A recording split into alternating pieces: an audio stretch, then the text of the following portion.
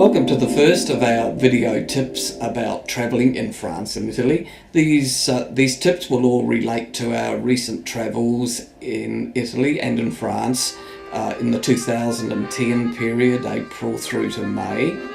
We stayed for a period of around 8 weeks and picked up a number of different things that we'd like to pass on to you. This first episode is to cover France.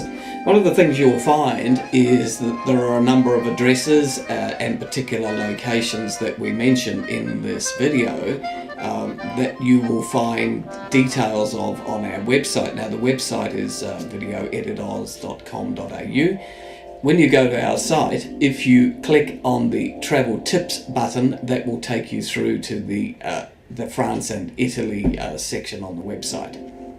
So in the process of recounting this trip, we're going to be mentioning the places that we stayed, particularly the ones where we had favourite locations, our favourite restaurants, and some of the tips on things to do. Particularly we would recommend that everybody should have a GPS if they're hiring a car. Hiring a car gives you the opportunity to get around the country areas out of the main towns. Obviously in the main towns, places like Paris and Rome, the underground and the bus systems are by far the better way of getting around. I've got to say, particularly in Rome, because you certainly wouldn't want to be driving in the Rome traffic. Anyway, going to Paris, we Charles de Gaulle Airport, CDG, you'll see it advertised or shown as. This is a particularly large airport, but it has really good facilities. Talking about metros, the Charles de Gaulle Airport has its own metro-style rail system. It gets you from one airport area to another very quickly and conveniently. There's no charge. These are all complimentary. We suggest that you use the Rossibus service, which takes you from Charles de Gaulle straight through to Opera in Paris. Rossibus is also covered in the purchase of your Paris Visit card. This can be bought for a number of days, different numbers of days, and it covers the Rossibus and also some of the areas just regional from Paris to Versailles and to Orvers. The Paris Visit card also covers metro. You can buy it at Charles de Gaulle Airport and hence then get the advantage of using the Rossibus to Opera. Now to Paris accommodation, the hotel Touring, which is in the 9th district.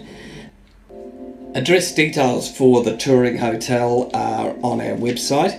But just to mention the 9th district, it's well worth considering as a place, as an area to stay in Paris.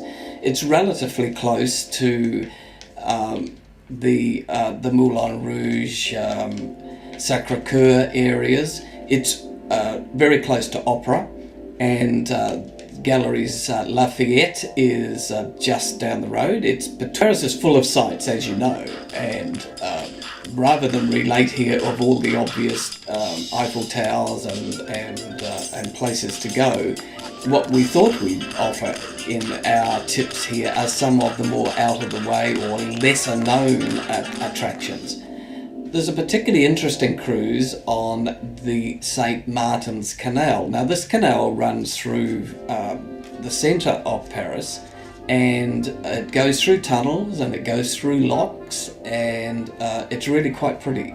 So have a look on our site. That will give you some details about how to contact the St. Martin's Canal cruises.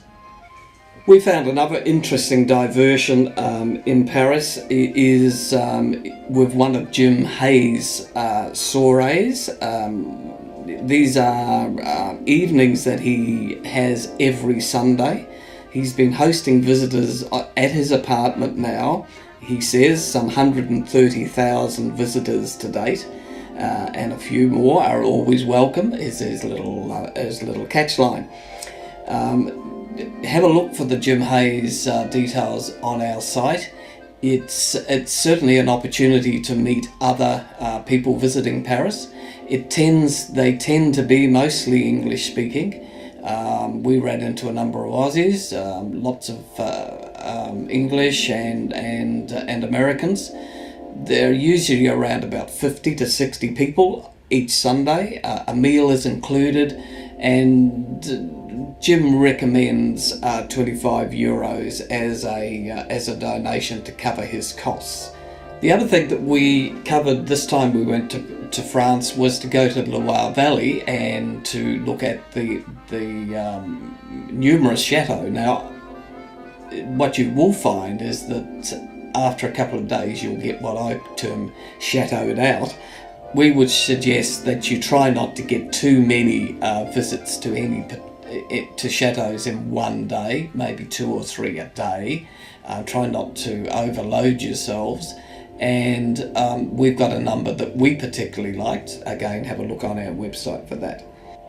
To get to the Loire Valley, we opted to take the train from Paris, and we picked up a car in Tours, which is the main town in the Loire Valley. In fact, the train stops at Saint-Pierre-de-Corps, which is like a suburb of Tours, so don't be confused about the fact that there's no railway station in Tours. The rental cars are very close to the station there. The advantage here is that you're in a relatively small or low density built up area, so you're not subjected to the busy city traffic. So that's why we tend to travel by train to a regional town and pick up our hire car for driving around the quieter country areas. When we were in the Loire Valley, we stayed at Amboise, which is a fairly central area between most of the chateau towns. The chateaus tend to be in a reasonably concise area. Again, have a look on the website. You will find details of the addresses for the chateau and recommendations for particular ones. For instance, you may be more interested in the gardens than in the interior, but certainly some of them are definitely a must view. Yes. That's all for this episode. I hope you enjoyed the few tips about France.